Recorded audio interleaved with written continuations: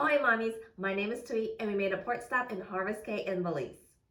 This is a private island owned by Norwegian Cruise Lines and we sailed on a Norwegian breakaway from New Orleans. For early March on a sunny day, it's very hot, so be prepared for some fun in the sun. The ship docked at 8 a.m., but my family didn't wake up until 10 a.m., had our breakfast, and we were off the ship by 11 a.m. We went to Costa Maya the day before and we were tired from the beach, so that was the reason why we woke up so late.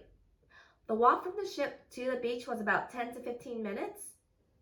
You can see right from the ship that the pier is a long walk. It's just about a 5-minute walk from the ship to the entrance. However, they do have golf carts for you to hitch a ride on, provided by NCL. My husband and I walked the pier while my dad and my toddler rode the golf cart.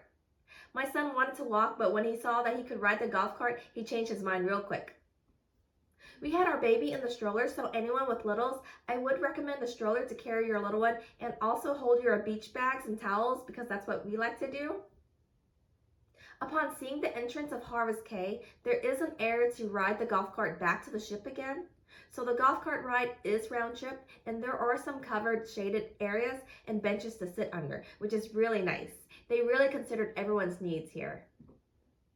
As we were walking through the island, there were plenty of misting fans, so I believe this place gets really hot, probably humid and hot like Florida, because these are fans that I see at Disney World and Universal Studios. The restrooms are just right here to the left. We took this opportunity to go ahead and change my baby into her swimsuit and applied sunscreen for them. There is a diaper changing station in the bathroom as well. The walk from the ship and to the entrance is 5 minutes. Then from the entrance to the beach or the kids' splash pad is about another 5 minutes.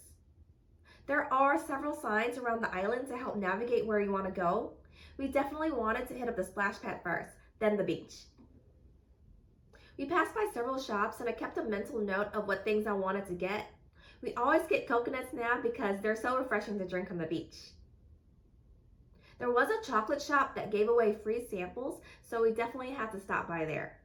It was the MOHO chocolate factory and gift shop, made from organic Mayan cacao. Their chocolate bars are $7 for 1 bar, $20 for 3 bars, and $30 for 5 bars. This place was definitely one of my toddler's favorite spots on the island because when we left the beach, he wanted to stop by again and get another sample. The RUMCOCO was right next door from the chocolate factory, and I did send my husband off to grab some coconuts later in the day. A virgin coconut is $5 and the rum coconut is $15. The best part is that after you're done drinking it, you can have them cut open the coconut and eat the coconut meat. Coconuts are also one of those things my toddler will not drink at home, but when we are on the beach, he is drinking and eating it up. He enjoys it as much as his mommy does. There are also gift shops here. The usual stuff you can get like shirts, magnets, postcards, and etc. A daiquiri bar called Cat 5 that sells 16-ounce cups for $12 and a souvenir cup for $20. So when you get a souvenir cup, your refills are 50% off. Their daiquiris for the day were pina colada, mango, strawberry, Cat 5 catastrophic damage, raining coconuts, and emergency plan. I did want a daiquiri, but the coconut was enough for me that day. As we were making our way to the beach, there were several people that recommended that we go see the butterfly sanctuary. The splash pad was not hard to miss either. When we came here in March, the ground and sand were very hot. Usually we were walking barefoot from the lounge chairs into the beach water. However, we had to walk in our flip-flops and water shoes and leave it at the beach shores to get into the water because the sand was that hot. Something I didn't expect until the summertime. The splash pad has one slide and there is a lifeguard on top, but for whatever reason, there was another girl right behind my son when he went down the slide. I don't know if the lifeguard didn't remember he let 2 kids down or if the girl just rushed down and he couldn't stop her, but after that, I did have to go down the slide with my toddler to prevent it from happening again, which means adults are allowed to go down the slide, which is great. Some water parks at some places like Great Wolf Lodge in Kalahari don't allow adults to slide down their kids' slides. There are some benches around the splash pad, which were nice for adults to sit and watch their kids from. After that, we hit the beach. The beach felt perfect. We were able to grab a lounge chair under the shade, even though we came out here late morning. We were the only NCL ship docked here.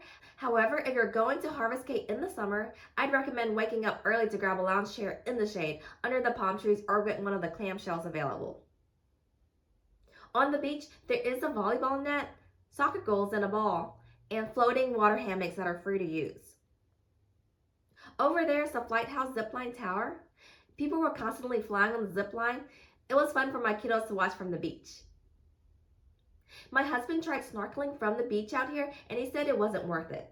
It was about 3 feet visibility on this sunny day. There's no coral here, which means there were hardly any fish, so we would probably try out an excursion next time if we come. I eventually did send my husband out to retrieve our coconuts, and that's when he grabbed some footage from the swimming pool. The Land Shark Bar and Grill is here and has a swim-up bar as well. There are plenty of lifeguards. There are multiple entry points to the swimming pools with steps, and then a beach entrance to the pool here. There are hardly any kids in the swimming pool, mainly adults because the splash pad was on the other side of the island. So I can see this pool as a major plus for adults that don't want kids swimming and splashing near them. Also, there is an option of just staying on the ship if you want the pool all to yourself. As we were walking to the beach earlier, several people recommended that we check out the butterfly house. Where the sign says Wildlife Experience, that's where the butterfly house is located. You can look for the wooden toucan marker and you know you're really close by. The walkway to go through the butterfly house is stroller friendly. We did bring my baby to check it out and took turns watching my toddler at the splash pad. However, my baby was knocked out in the stroller from playing on the beach, so she didn't get a chance to see the butterflies. These are the blue morpho butterflies. We did have to enter into a vestibule first before staff allowed us in, and then we could enter to see the butterflies. The vestibule prevents the butterflies from escaping. Inside we can see cocoons and chrysalises hanging from this housing here. Also empty ones that don't have any pupa because the butterflies have already emerged. It's pretty neat they left the empty ones like this for us to see.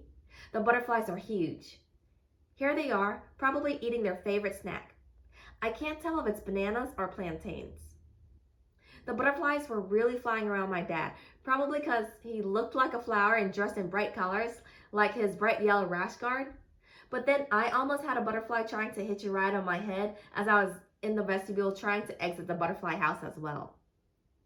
There are also other wildlife animals here, like toucans, parrots, and an iguana found in the Wildlife Experience habitat.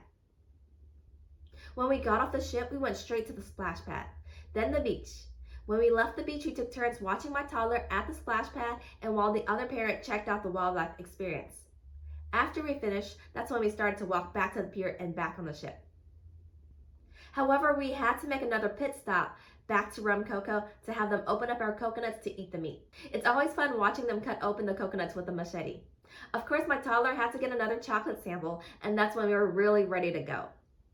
I really like that there is plenty of shade on this private island. I haven't been to other islands from Carnival or Royal Caribbean yet, so if they look similar to this, or if it's even better, let me know in the comments below.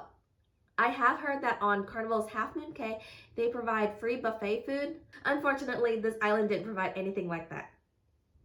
This was an awesome port because it was a private island. There were no vendors approaching us and trying to sell us anything either, like they do in the other Western Caribbean ports. It was a perfect freebie beach port for us. Thank you so much for watching my channel. Please like, comment, and subscribe. Bye, mommies.